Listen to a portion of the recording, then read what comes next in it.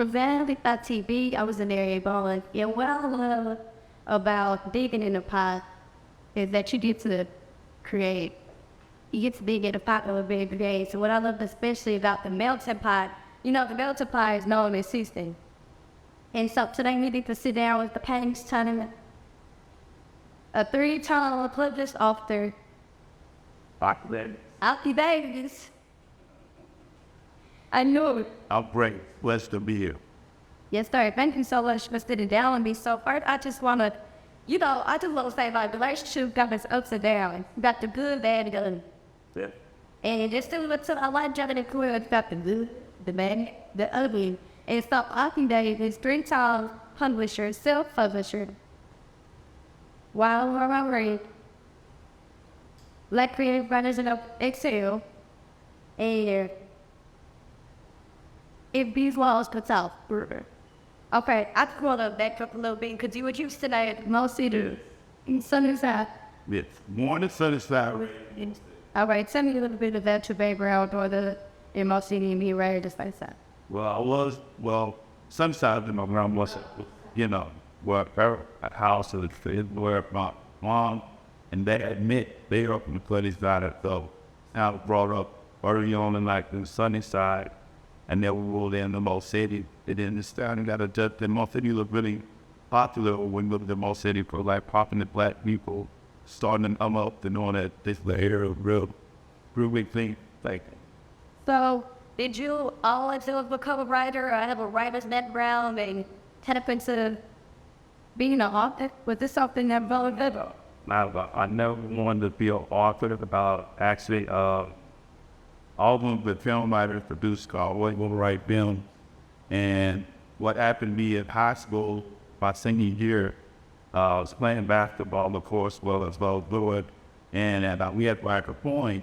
I'd take 2 pages out of a magazine and write a poem. And then I got the class there, I write a poem. I got was 5 minutes, broke for 2 poems. And the teacher I can't even see out the class. And it's about when entered her fortune and abortion about this. I just thought I was trouble. I was like, sure, go ahead. And I know when the first or third. Well, what grade was it? Senior year. And then also college, I went 2 weeks or something at one point. And then my teacher was telling me, I really miss the journal when you got the journal, really.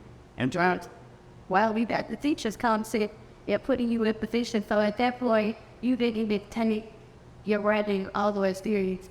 No, not about. I still legitimately something that I wanted to do or think I would do it in the future. Okay, now so when you wrote your first book, first let's just say this. You made To Borrow the Novel, and the first book we published 2 weeks later.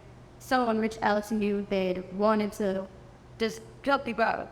Right. The first meme was Black Man's Virtual Book Sale. Voicemail, Waiting to Excel with Terry Miller was really popular. And I actually published that book, right when her book became a movie. And I was into an art convention in Chicago, the Performing Center, I believe. And I saw the distribution deal with Shimmy Books, putting all the bookstores and playing. By the time I made the never ever contract back soon, we'll get back in the house already waiting. That's amazing. So I know in your perspective, you're talking about the negative connotation, potential relationship from your perspective. So can you just talk about the relationship, like the dirty, talk about the dirty in your relationship? Well, I think one of the most underappreciated meeting in the world is with me. I think a lot of times with me and go unnoticed. The dog for me, right? What's that? The dog. The dog for me. The dog for me, and it's now everything's so bad. I call it the microwave generation. Everybody wants money quick. They want the best quick. Nobody wants to wait on somebody that's gentle or abuser or just an hard-working man that may not make X amount of dollars a year, but he's willing to do this. His guys, they go in and, we step on the other people's kids and adopt them and, take care of their women, protect them, provide. And there's some good guys out there, but most writers are female. You get a lot of male bashing because the writers, so I kind of joke and say I was 10% Hills before 10% Hills because when black men first so we all really talked about something that named it black me those when they're there.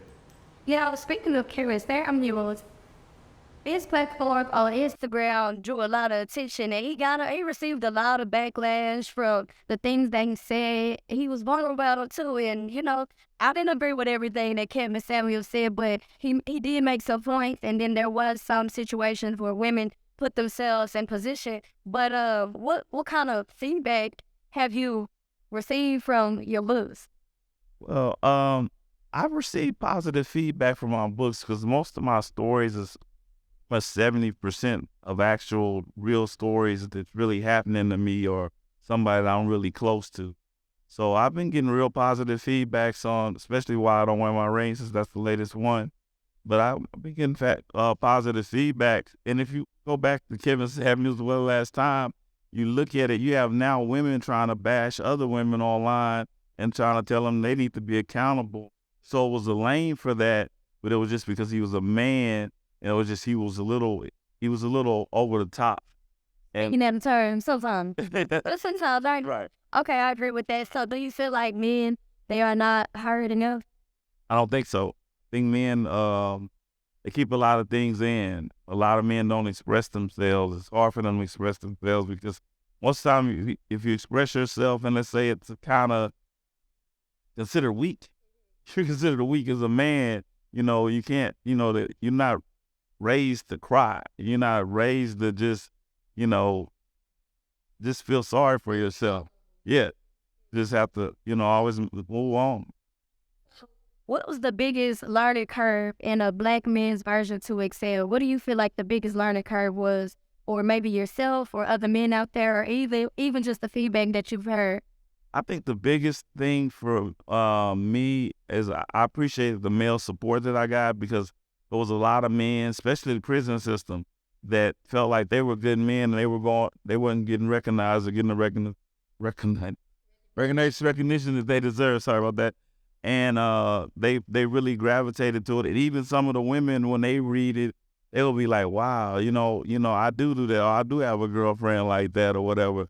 But you have to think about, I'm sure you probably dated a guy that was a good guy and did all the right things, but some reason, you didn't want him.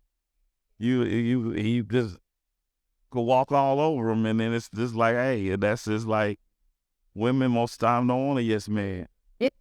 I know that's right. You said society never talks about the positive God-fearing brothers who are trying to make a relationship work and who are victimized by the greediness of a black. Yes. Okay, I shouldn't talk about that and unpack that because that's really a lot. I know you spoke about it a little earlier, but explain it. I mean, I think a lot of times when people, it seems like to me, honestly, when women meet a man and they tell their girlfriends about him, first they don't want to tell them is like, what's he do for a living? How he make his money? But as far as men, we're more visual. If a guy, we meet a woman, well, what she look like? Was she cute? Was she fine? We more visual. Women want to know what he do. What does he do for a living? They get to how he look later. And then sometimes I think that greediness, it takes it over because it's like with social media, people are looking at other people's pages. Some of it's fake. Some people, a lot of times, most of it's fake. And people see, well, such and such boyfriend bought her a Lamborghini for her birthday. Well, probably in his name, and it's probably a lease anyway. So you think we focusing, well, not me, but you think society is focusing on the wrong things or have been for a long time? For a long time. We're just not getting to know each other. Everything's a text message. If there's no, how is your day? Talking on the phone for 2 hours. I remember going to bed, going to sleep on the phone. There's none of that anymore. Everything's a text message. Yes. Yeah, I agree. So, did you, with your 3 books that you have in the journey and first starting to put your thoughts to paper and allowing other people to hear what you had to say or read what you had to say, did you get writer's block at any point? Oh, yes, a lot of time. Journey of writing, just write your first book. With the first one was the easiest one to write. I didn't have as much writer's block because it was kind of the first one. I wanted to get it done. And I was just coming back from California. I had a little small business venture there, and I said, I got a piece, and I said, well, I got to get back into what I really want to do. So I kind of was focused and set the time out. But second and third one, it was a lot of writer's block after that. I guess it was just like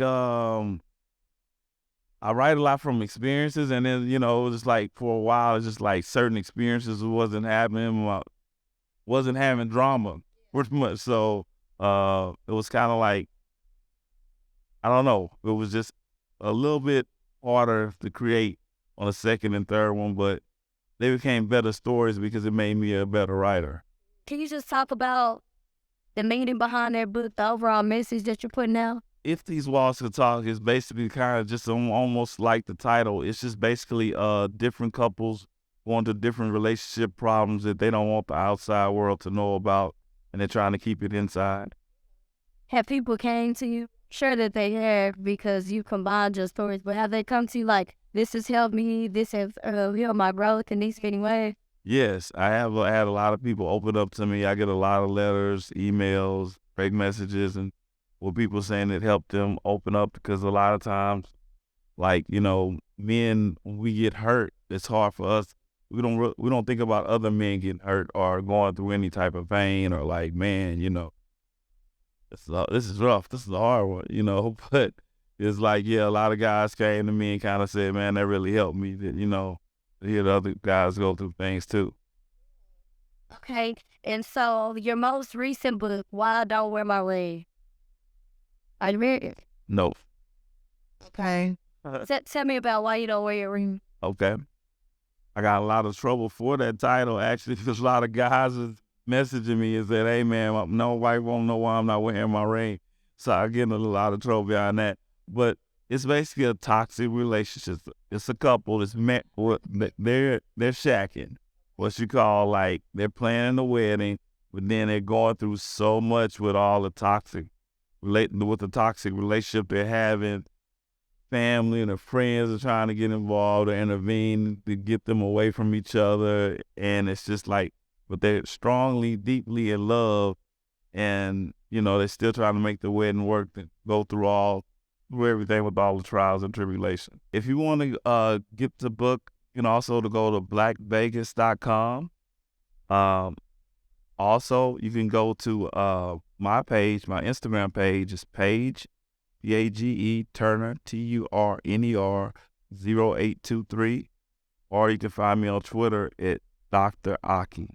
That's AKIE. Well, thank you so much for sitting down with me. And thank you for just, pouring your encouragement, your inspiration out there, because there's a lot of things that our society tell the black men I want to say this to anybody. I think anybody, God gives us all gifts. I think anybody can do whatever they want to do. I don't care what it is. It's just that you're going to have to outwork people.